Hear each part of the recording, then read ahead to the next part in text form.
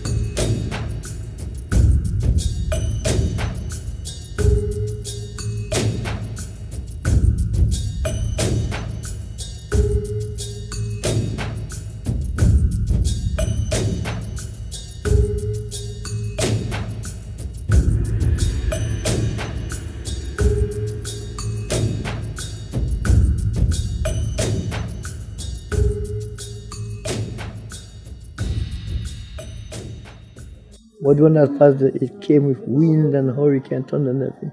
That's why it is destroyed. To be destroyed, freak out of Dominica, way. This present one. Food gone, no food, no nothing to eat. And people who had the little food thing at their home, all that gone. Buffalo State. Buffalo State was completely destroyed.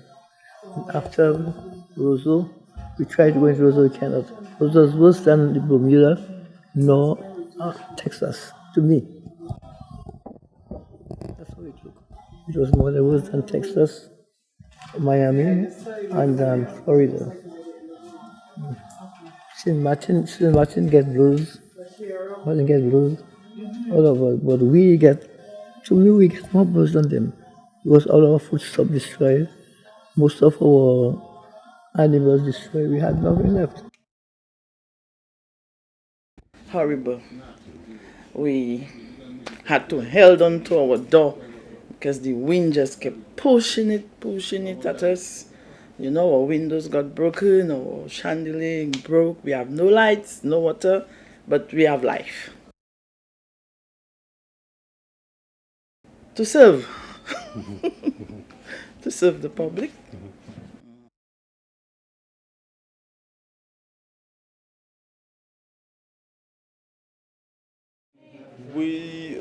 Because we live in a hurricane-prone area, we have mass casualty simulations. We have mass casualty training. We also do have a disaster preparedness plan. I realize that as much you can prepare as much as you want. There are certain category, events. For example, a category 5 that you can never totally be prepared for. And I think that is what I learned. Through PAHO and through disaster health coordinators meetings as well as emergency medical team training, we do realize that there is a lot that we can do in terms of assistance. But like I said, with a category 5 hurricane like this, I don't think we could have ever been totally prepared for this.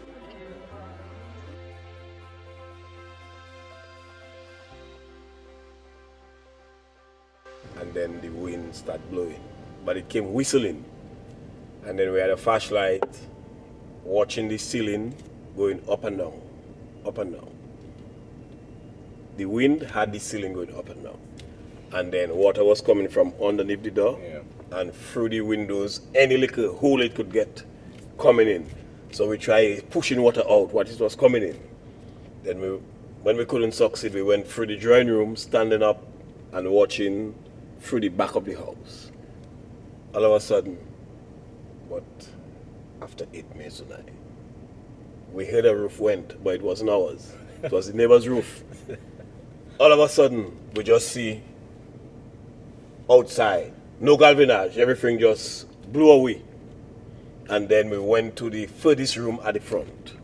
And then that's where we started hearing the whistling noise.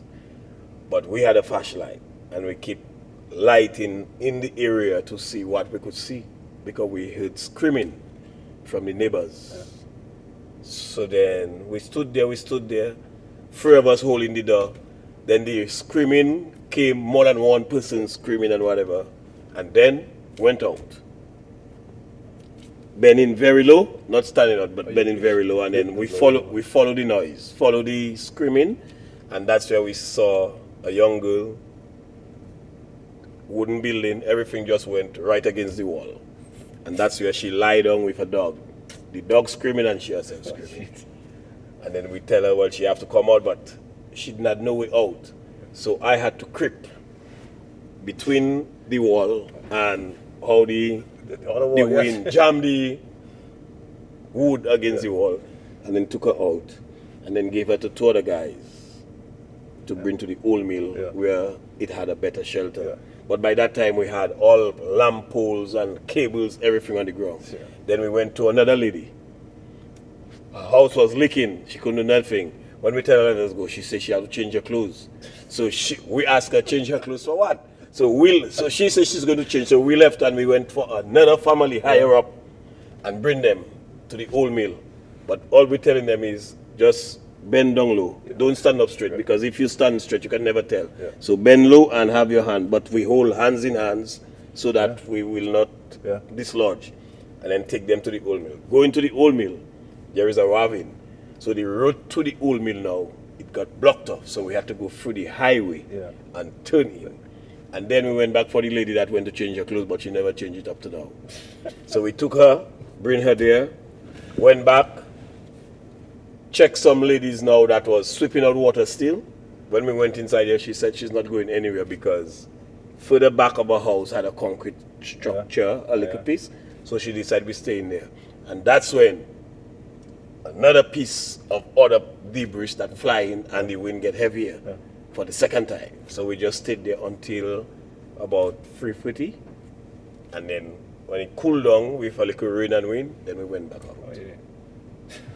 Then we went back out, and that was it. And when we went back out, go back and check the people in the old mill, make sure they were okay, and then go around the area, the community, to make sure everybody was okay. And then by that time it started cooling off and everybody started coming out with flashlights and so forth.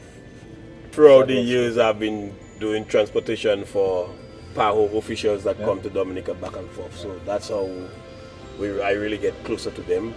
And then when the disaster took place about 2 years ago in 2015, Erica, then I meet more of the team, and look right now with Maria, more of the teams again. You're part of the team. So right now I'm part of the team of PAHO. You're the PAHO. And we're doing a very good job, both regional, international, and local. Yeah, we have a good impact here.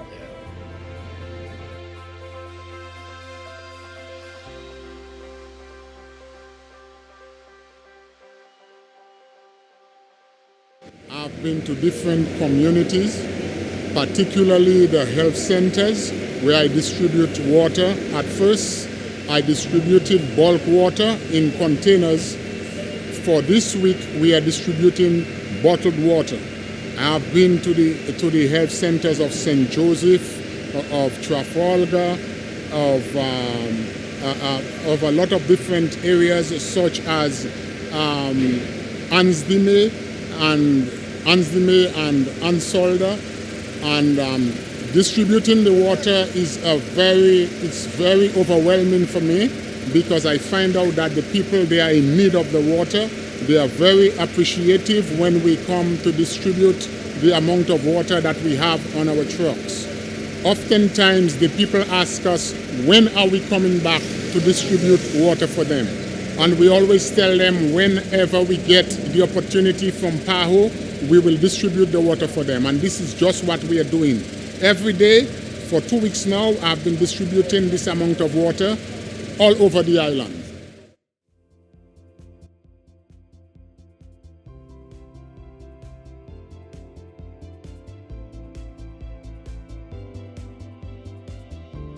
PAHO is committed to ensuring that all people have access to the health care they need, when they need it, with high quality and without fear of falling into poverty.